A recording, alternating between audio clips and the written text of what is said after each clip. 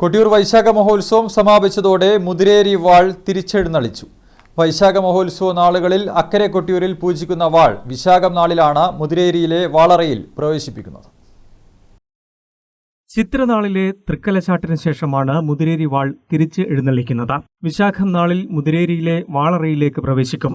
മൂഴിയോട്ടിലം സുരേഷ് നമ്പൂതിരിയാണ് വാൾ തിരിച്ചെഴുന്നള്ളിച്ചത്.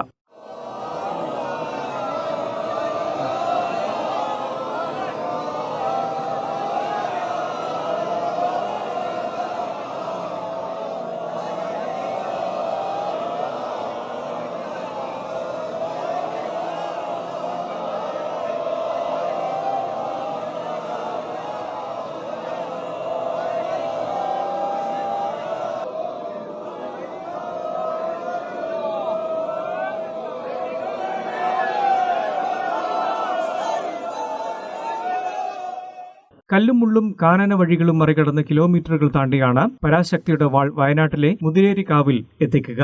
ഏകനായാണ് യാത്ര. നൂറുകണക്കിന് ഭക്തർ ഹരിഗോവിന്ദ മന്ത്രജപത്താൽ അക്കരെ സന്നിധി ഭക്തിസാന്ദ്രമാക്കി. News bureau, Peravoor.